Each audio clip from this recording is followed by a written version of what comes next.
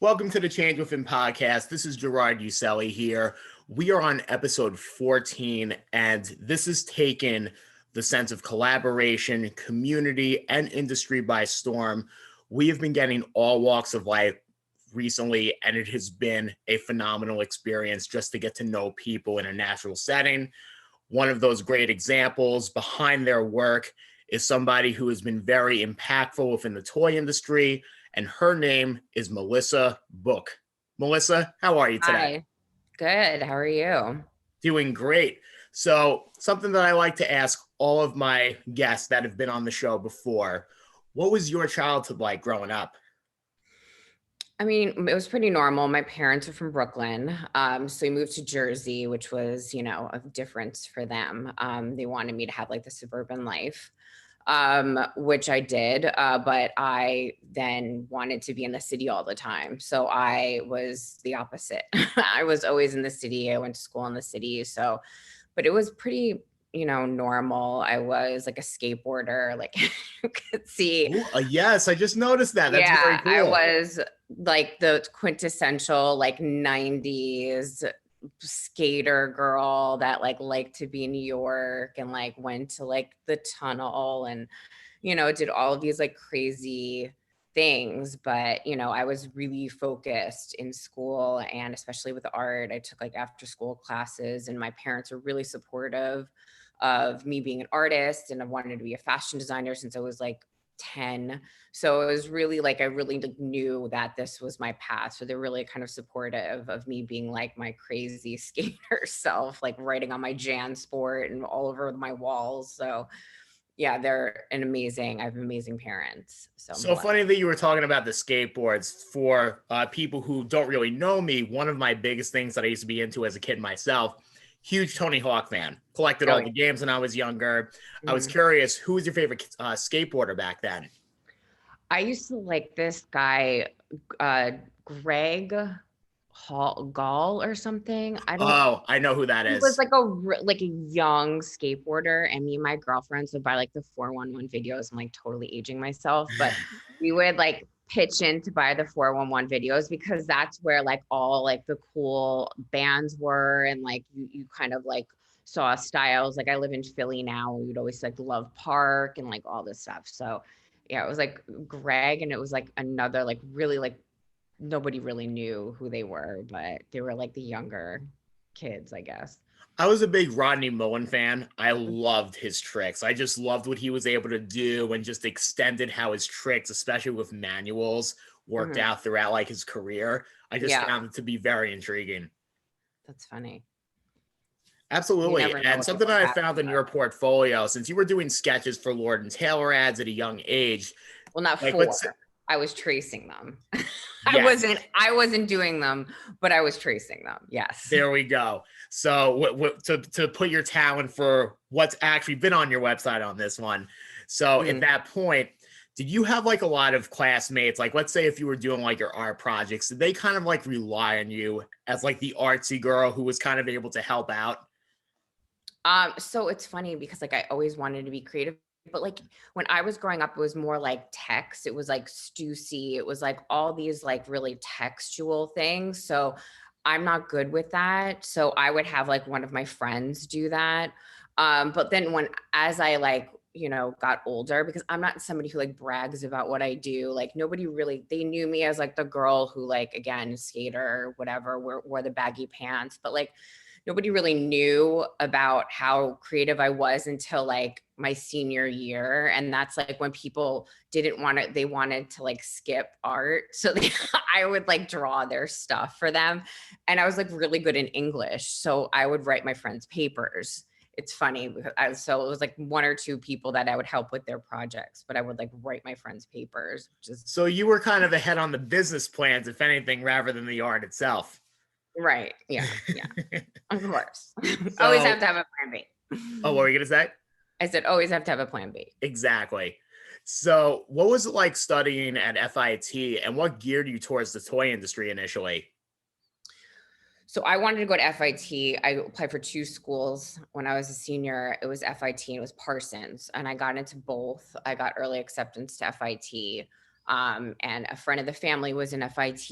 And since 10, I always wanted to go there. But then when I was there, fashion really, I interned for Betsy Johnson. She was a major fashion designer. And like just seeing how like many people graduated with a fashion design degree is, I mean, across the world, there's people that are, they've been sewing since they were younger. And I just like wasn't interested in sewing. I was like, can I just like draw it and somebody else do it? I mean, I'm 18. Like, I'm like, I want to just like draw and like make it happen. Like, can somebody just like bring it out? Like, I don't.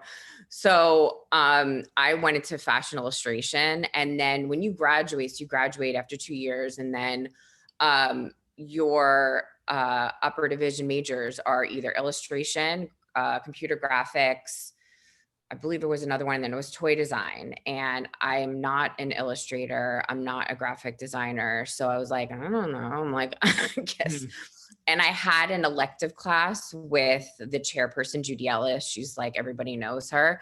And I was, drawing, and there was this kid in my class because I was still in art, illustration. And he was so good that nobody would yell at him, but he would like just put his easel down and just leave.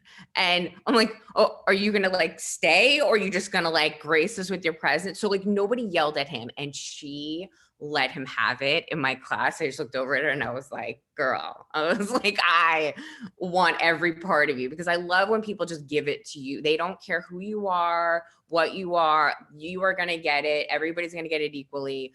So I met with her, and because with fashion, you're thinking, I mean, you're obviously thinking about like the body, but you're drawing two-dimensionally. Whereas in toy design, it's always three-dimensionally. So it's like you have to like retrain your brain almost. Well, me.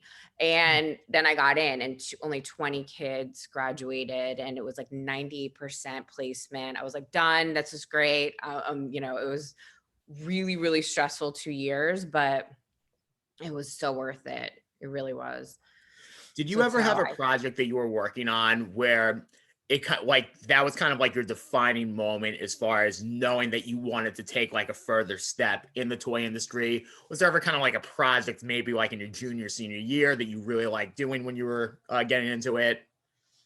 I wrote because you have to take all classes. You have to take psychology, you have to take law, you have to take everything just to protect yourself. And I did. So my senior year, you have to create like a plush character, and then you have to create a story. So I had to create all like the patterns and everything, and kind of like really getting into it, and then creating the story, which is really important for wherever I've worked, is the base story. And I wrote about my grandmother, and it was just like a really fun thing because everything is so technical with the other parts of toy design, because we actually like made three-dimensional plastic before like the 3D printer was around. Like we had a vacuum form in our class. Like it was crazy. But having like so much like give in that realm was really nice to kind of like create the story in the back and everything. So that kind of made me a little amped, because I always thought I would just go into like children's accessories or clothes when I got in. But then I was like, you know what, this could be something. When you were talking about your family from before, did you kind of feel like your grandma was one of those pivotal people in your life that inspired the trajectory of you to go into the industry? Well, I never met my grandmother, but like she was supposedly a lot like my mother. And she was really creative. So I always think that she's always around me.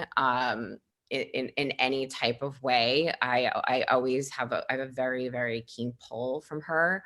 So I think that and she was always like dressed to the nines and like loved fashion. So I think I think she would have loved it, because all of my family was like they're the architects or like fine artists. So it's like it's a really good balance of everything. So natural talent speaks for itself then. Yeah. So right out of college, you were one of the 4 original designers for the Bratz dolls, which I found to be very compelling. Yeah. That was one of the brands, like just growing up, seeing like other people, maybe younger than me, just get into that type of like product line. and it always stuck as far as like a generational thing. So like that Mhm. longevity was timeless for at least my opinion. Like, how did your vision come to play in that? Like, tell me a little bit about the process as far as how you got involved. So when we were graduating, my chairperson was like, because she basically calls whomever you want to go, she'll bring them into the office. She's like an agent. And I put down Bratz. I didn't even know what the company was. The company was MGA. Just put Bratz. I was like, I know that she's in a relationship. They're in LA, whatever. I'll just put this because I really didn't. I'm not a toy person, like off the bat. So I was like, this is the only thing that I know. And he just happened to come to New York, and he had a relationship with Otis out in LA Oh because yeah, they have so a it's toy Otis program. College. Yeah. Yeah, so they have a toy program, but it came after us. So my chairperson and that chairperson are kind of like, anyway. So he was kind of like, let's see new blood, and I met with him, flew me out. 2 weeks later, I'm moving to LA.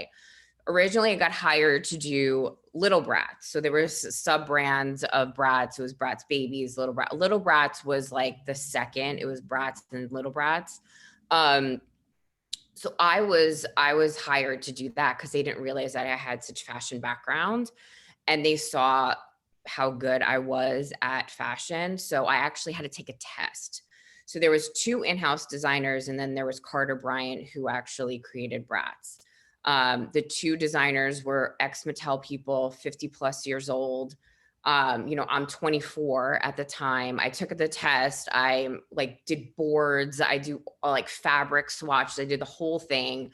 I got in. So that was like 2004. So they were still like the trajectory was up. I created Forever Diamonds. It was a line, I think it came out in 2007.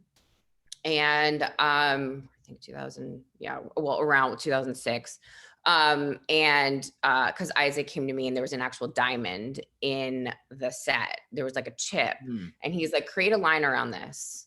And like, I'm still new, they don't really know what I'm capable of. I did a couple of outfits and I created this whole line, and it was like gangbusters. Like it was supposed to be like a 16.99, and then it winded up being their major push.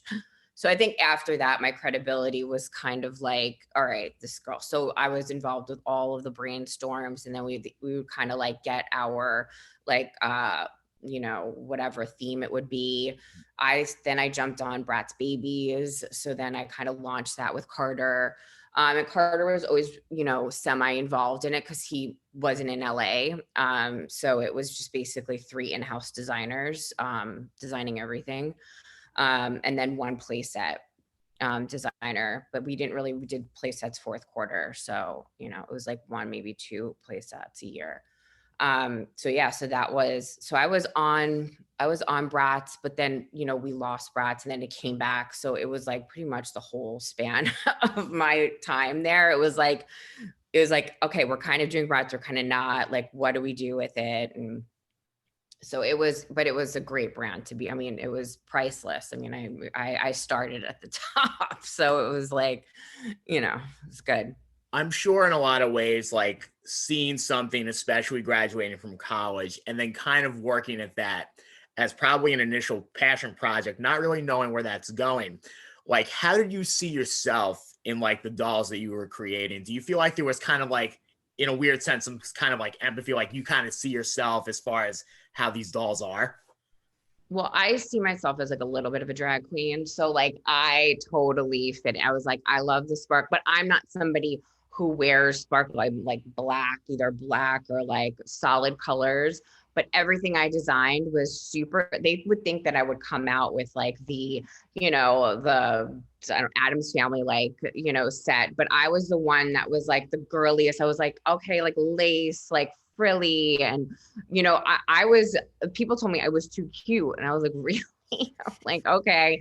So I didn't like, Bratz like pull, it was like, okay, what's the limit? Because we're gonna push it to the limit. And I was like, oh, I just want to like rein it back a little bit. And I always think to like design per like what's going on. And they were just like on another it was like almost costumey. So with my stuff, it was kind of like I took inspiration from kind of like what was going on and not like full on like stage gear. So that's, I don't see myself in it, but I see like what I think I am. I think, I don't I know. totally understand that concept. Yeah. It's very relatable. Yeah. Also, kind of to break this down a little bit more generally, I love asking artists this type of question. So, like, Mm. let's say everyone has their own color palette, and if you had control of the rainbow itself, what colors would you include or take away? I wouldn't. You can't mess with, it's like Back to the Future. You just can't mess with it or else it ruins, it ruins like the outcome. We can get like a brown in there. Like I can't deal with that. So I would keep it. That's I would fair. keep it. And do you kind of consider it like as like a nucleus for what could work in Oh the yeah. future as well?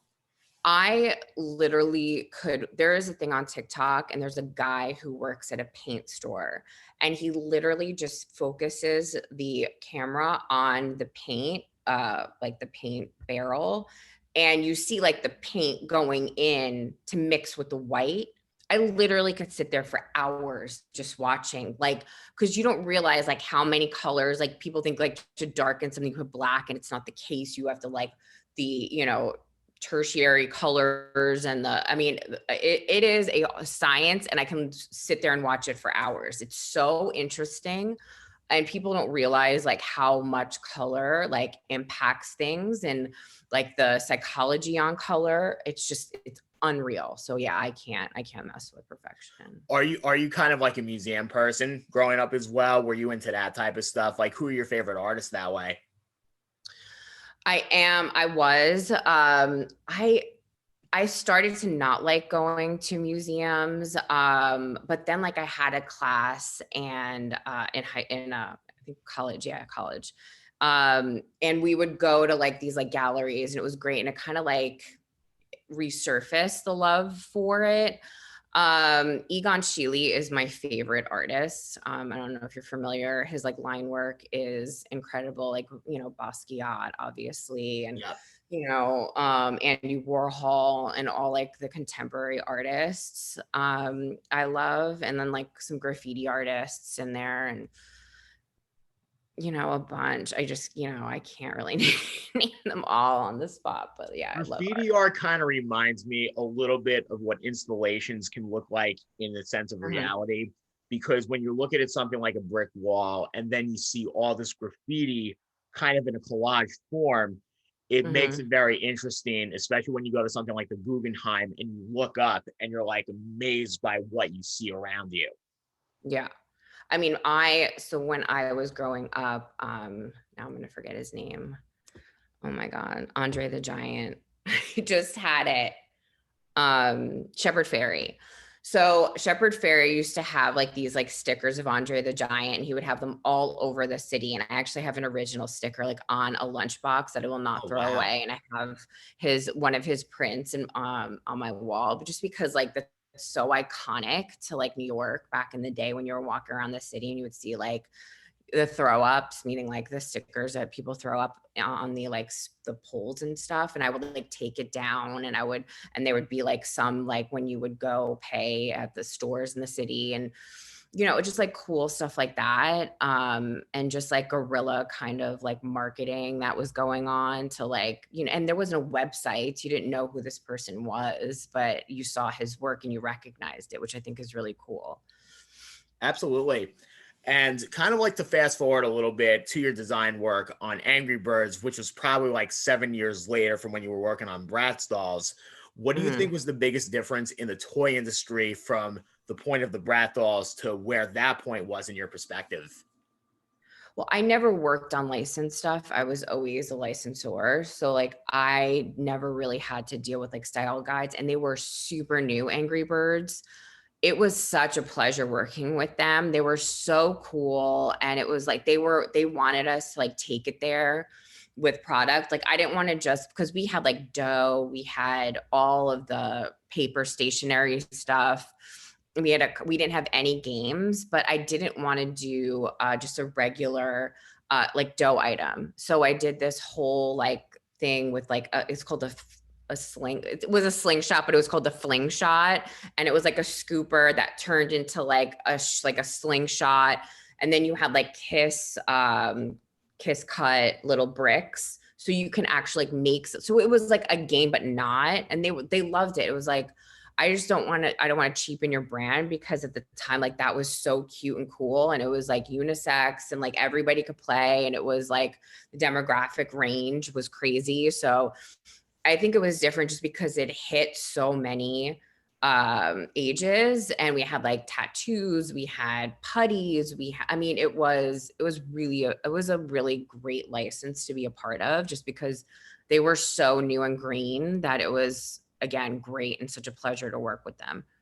I also think with just the essence of Angry Birds and that time in life within like the 2010s, think about it this way: a lot of pop culture within the Generation X towards Generation Z, you kind of sense cycles to repeat themselves as far Mm, as the longevity of certain brands and how it repeats and reinvents itself for a younger mm, generation to understand.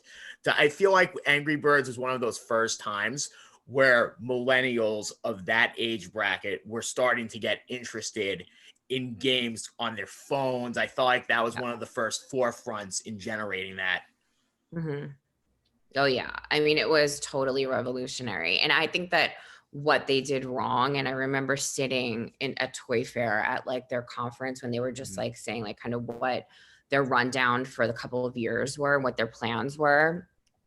And like I was there with my boss and they were like, "Oh, we're not coming out with a movie until like 2016, or no, it was like 2018, because it was around 2015, 14, whatever." And we're like, "That seems long to like wait that long to do." It wasn't that it was it was two-dimensional animation. Not that it cheapens it and whatever, but like to wait that long. And I think that's what went, I mean, they waited so long to kind of have this like, this movie come out, and then people were kind of over it by then, which is Yeah. unfortunate. I mean, I know they had a resurgence, but But then no. it just becomes like a comeback story. The relevance has to completely be like portrayed in a way that it almost caters rather than just naturally resonates with people. Right. I mean, like, I mean, SpongeBob. I mean, I mean, that's been around for, I mean, how many years? 1999, I SpongeBob. think. Yeah, and like The Simpsons and all these things that have like such longevity, just because it's kids can watch it and adults can watch it. It's like, I mean, I loved Despicable Me. I think it's hilarious. Yeah. So, I mean, I would watch it for sure. And I think that that's how they're like gaining more kind of momentum, because adults want to watch that stuff too. Could not agree more with that. And kind of on the point of the generations aspect, and alongside of hitting the doll point for earlier in the conversation. So for generations, kids gravitate themselves to dolls that they want to play with. What do you think is a common point of attraction for them to get their parents to buy those products? I mean, it ranges. I mean, when you're talking about like a baby doll, it's like such a natural play pattern that adults and parents will just buy it because it's a baby doll. Like kids automatically know how to take care of a baby. But when it comes to like fashion dolls or like collectibles, it's like it's basically dictated by YouTubers or influencers, and that tug factor is there more so because they're getting inundated by it. People don't watch commercials anymore. They just are just, if you look up one website, forget it, for the next 2 weeks you'll be seeing it in your face the whole entire, whatever, as long as you're on the phone. So I just think that they're so like, they're just kind of bombarded by like, this influencer and that one. And they're kind of all unboxing the same things because the people that are getting to these influencers are people with money, or companies with money. So, they want the, LOLs, they want, the mini brands, they want all of these kind of things that are on Snapchat, they're on TikTok, they're on all of these things. So I think that it's really changed a bit since, I started. Because Bratz, I mean, we had commercials. It's about it. We didn't have a marketing team. We didn't have a marketing team when Bratz was at. I mean, that's how crazy it was. It was so different. The word, oh my God, there's like a rainbow. The word of mouth was insane. So, you know, it's so different. It really is. So something that's interesting with your portfolio overall is just the sense of your design work, the things that you've worked on over time. One thing that stood out to me as a big hip hop fan was your AI design of Action Bronson. How did you get into like his music? Like what gravitated you towards him?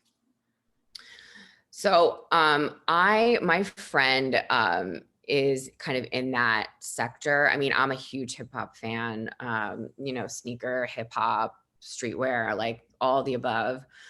So we went to, and I've heard of him before, but we went to like this, I think it was Prodigy, that was kind of performing, and Action was there, and I actually met him, and he was and this was before, you know, F That's Delicious, which is my Yes, favorite.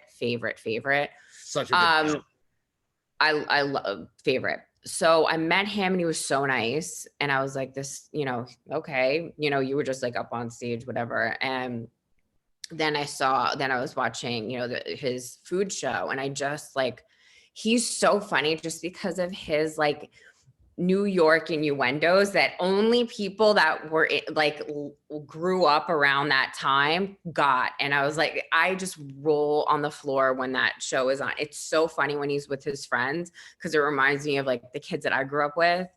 And he's just so genuine. I actually went to he had like this premiere party for F That's Delicious, and Andre Batali was there, and like all these, he was coming over and shaving truffles on people's pizzas.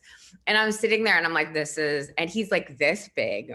And he like talked to my friend and I for like, you know, 15 minutes or like, hi, how are you? Like, he's so down to earth and cool, that I just love him. And I think I did that like once the show was kind of going on again, and I missed that show. Uh-huh. What was your favorite like hip hop concert that you've seen? Because I've been to a lot of festivals in my life, and I can just Mhm. go down the rabbit hole. This will be another 3 hour discussion, but Yeah. nonetheless, do you have like a favorite like hip hop show you've seen? So I am a huge Beastie Boys fan. So Nice. I went to their Sabotage, whatever it was called. It was like 90, oh God, 95, 96. I Oh, I saw would love them. to be in that moment of life right there. Yeah, Man. I was telling my boyfriend I was this like crowd surfing like during Lollapalooza, during Hole. I got dropped, you know, I was like in the pit, like general admission. They're here, I'm here, just like jumping over. I mean, it was like the craziest. I mean, I love Tribe Called Quest. I've Of seen course. Nas, like an intimate Nas concert, which was really, really nice, you know. Um, who else have I seen? Yeah, Tribe, not, I mean, I've seen mostly like rock bands out, but the hip hop, and then I've seen a lot of like underground hip hop. But yeah, I mean, Beastie Boys definitely sticks out. One of my favorite memories of a hip hop show, I saw Aesop Rock at Irving Oh, nice. Plaza. He's one of the quirkiest people of all time. He I was can shaving imagine. people's heads and giving them like the weirdest haircuts. Like you could Oh, imagine, like people people don't just care. I signing mean, up. the kids today are crazy. You guys are crazy. I would be like, oh, no. I mean, Well, I maybe it's a mean, different is there type really of that much to crazy. work with over here? I know, right? But like, that's like a different type of crazy. Meanwhile, I'm like flailing my body into people and like elbow dropping them. I'm like, who am I to talk? But a different crazy. But yeah, I Well, I'm love sure wrestlers. concerts is probably going to be one of your bullet points to this next question. What's the biggest change you want to see for yourself in 2021? So I've done a lot. I mean, I pivoted career wise. I'm consulting now. I left Just Play. And I just, you know, coming from a corporate environment, you kind of like have to like get your bearings together. And it's a lot of like, you know, self work and like passion projects and kind of like believing in yourself, because you have a team of people around. And not that, I've worked at very small companies where I was the only one kind of doing my thing, but, kind of like reinventing yourself. And I think that 2021 is the year of like kind of like reinventing myself and putting myself out there, which I'm not a good networker. This is like totally out of my element. Like I hate talking about myself. You're welcome. Like so nobody really knows like what I've done, because it's like, every creative person goes through like their imposter syndrome where they're like, am I really that person? Like, I don't know. Like I look at my portfolio and I'm like, really? Did I do like, oh yeah, that's right. I did that. Like, it's just, you just have to kind of like make yourself vulnerable. And I think that this year is really, it started off really great. And I really think that this new chapter is really good. But whether I do go to another company, that's yet to be determined. But like, I just think for now, like I'll be a better employee if I do this kind of for myself. So a lot of self-growth. Well, I'm That's glad what that I'm doing. self-growth is something that you could find the change within for. And just to conclude on this one, the Change Within podcast has been a prevalent source for people to get themselves involved with. For those who haven't checked out our content before, you can find us on Anchor, Facebook, Instagram, and YouTube. Melissa, thank you very much for doing this podcast, and have a Of great course. day. Thank you. Bye-bye.